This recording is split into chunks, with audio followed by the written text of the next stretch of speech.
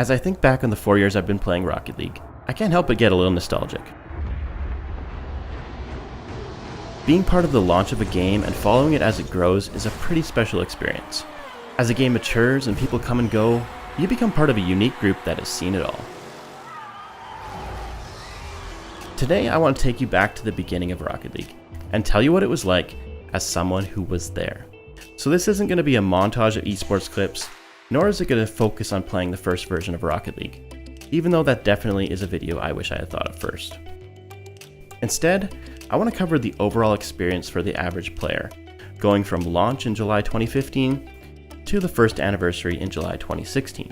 The glitches, the updates, the ranking system, the growing pains of a little game trying to go big. While I never participated in alpha or beta, I was there from the start, and still have a few replays to prove it. The reason I saved them? No idea, as both titling and timestamping was not a feature back then. More than likely, they were accidentally saved due to how easy it was to hit the button after a game. So yeah, this is me in 2015. Little known fact, driving backwards was actually the meta at this time, and damn I was good at it. Throughout this video, you'll see some old clips from me, my buddy Memlo, and Horary Hellfire, who was also a great help in checking my work in this one. Don't be confused by the up-to-date billboards you'll see around the field, as that's what happens when you record old replays in 2019. Also, boost meters never used to appear in the replay files, so you'll see that the boost is often stuck at 0. Instead of following the path of Rocket League chronologically, I will be dividing these by topic. The focus will be on the first year, though I may go a little further than that when appropriate. For those of you that were there, I think it'll be interesting to reminisce and look back. For those players that have started in the last 3 years, well, I think you'll enjoy looking into the early steps the game took on its way to becoming what it is today. Rocket League released early July 2015, and there was actually about 2.5 competitive seasons spread out across the first year. But to start out with, there was a 2-month preseason before Ranked officially started in September 2015. There were 3 main ranks at the start: Bronze, Silver, and Gold, while the top rank, Platinum, was reserved for only the top 100 players in each playlist. Yes, the stereotypical ego of a Platinum player can actually be traced back to Season 1.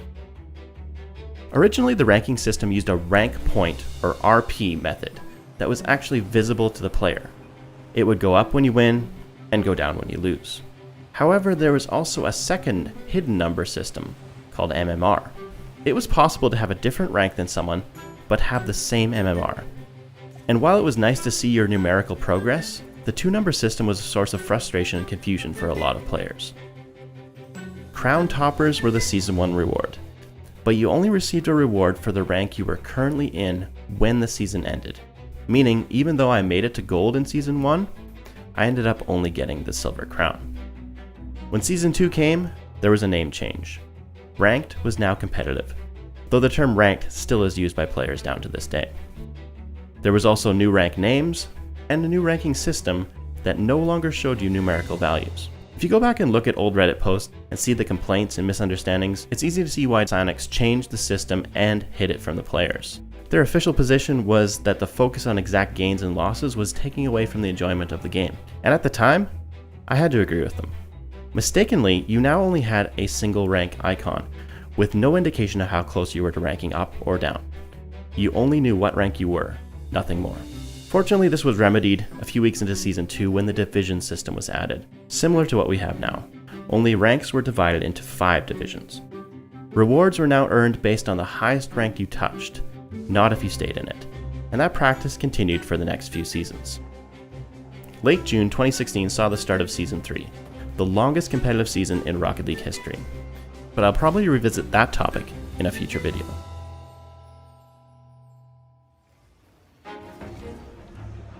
One of the big positives about Rocket League is that cheating is almost impossible, due to the fact that it runs on server-based calculations.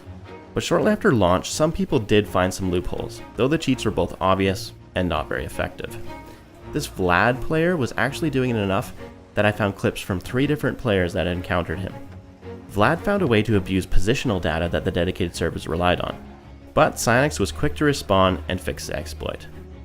There was also some rank hacks going around for a while in the first few seasons, but if you want to learn more about that, you can check out my video Untold Stories of the White Hat, which goes into some of the craziest hacks in the game and the people that have helped Pysonix fix them. There's a link to that video in the card in the right hand corner of the screen.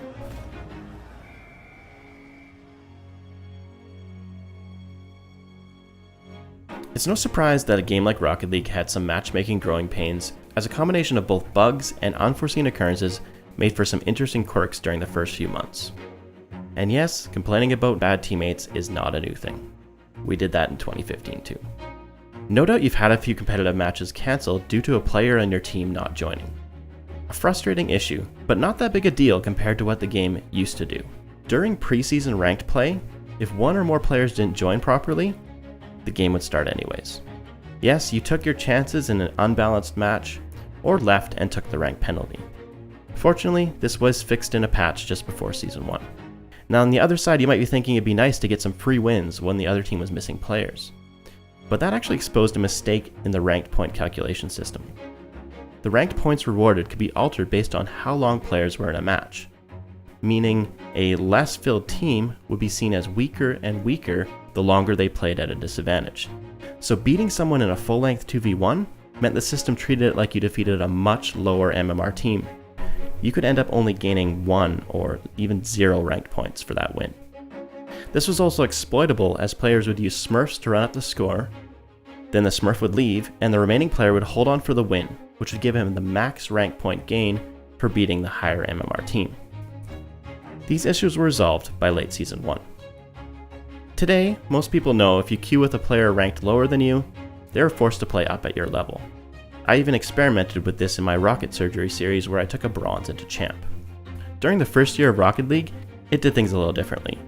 It used the mean rating of all players in the party, resulting in a lot of matchups that weren't fair.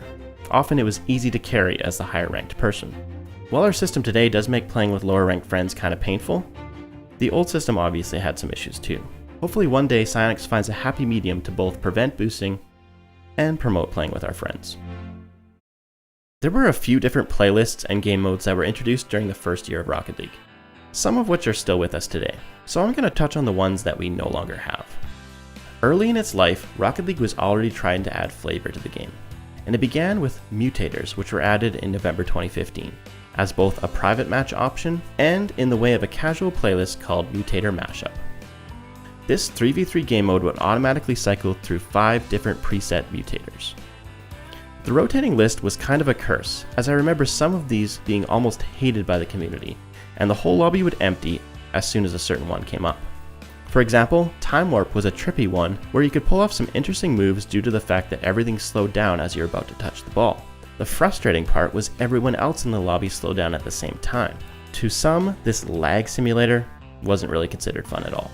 Pysonix further stressed their desire to have this game be more than just simple car soccer with the release of the experimental maps of Rocket Labs in February 2016. These low-textured maps were designed to gauge the community's response to non-standard configurations. Some of them were based on maps that were in the Rocket League predecessor, but I'll talk more about non-standard maps in the next section.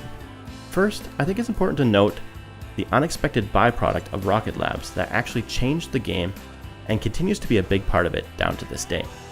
Due to all the different ramps and levels in the new map, often your car could get launched into the air without jumping. So Pysonix made a change that allowed you to have your dodge once you were airborne, regardless if you jumped or not. This was actually not possible before, as demonstrated in Flume's video where he played the first version of Rocket League. So normally you should be able to, like, if you fall off a surface like this, I should have a dodge right now, but I don't. I don't have a dodge. Thus, this is the update where ceiling shots and flip resets actually became possible. The ability to fall from the roof with an unlimited flip timer introduced a whole new mechanic to the game, and sure enough, it started to appear in freestyle videos a few months later. While it eventually became a topic that polarized the community, Rocket League actually eased the player base into non-standard maps fairly gently. In December 2015, Wasteland was introduced. This map was slightly larger and sloped towards the center. This variation was either viewed as an annoyance or a welcome change, depending on what side you were on when that ball rolled into the net from that impossible angle. The map was first released into casual before moving to competitive in the same update that gave us Rocket Labs. Pysonix continued to push their non-standard agenda when they finished Rocket Labs Underpass as a textured map named Neo Tokyo, and then released it directly into competitive in June 2016. This was definitely a shock to the player base, especially for those who avoided Rocket Labs and thus had never played on the map before. One more non-standard map, the giant Octagon Starbase Arc, was released in December 2016, before Pysonix started to rethink their map plans. By September 2017, the non-standard map experiment was over. Citing the rise of the esports side of Rocket League, as well as data from players using the map preferences features, Pysonix decided to remove all non-standard maps from competitive and redesign them to match the regular layout. At the time, it was the right response, supported by most of the player base. These days, the topic still comes up. Does Rocket League need variety to keep going strong? Well, time will tell, but for now, non-standard is still a dirty word.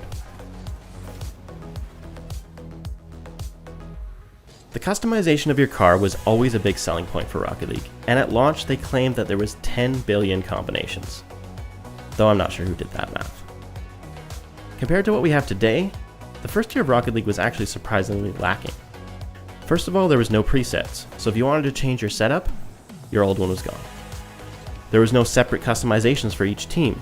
If you picked some wheels for blue team, it was the same wheels for orange team as well. Even the color palettes were sad when you see it compared to what we have today. This is made more obvious when I think back to the customization update of September 2016, a little over a year after launch.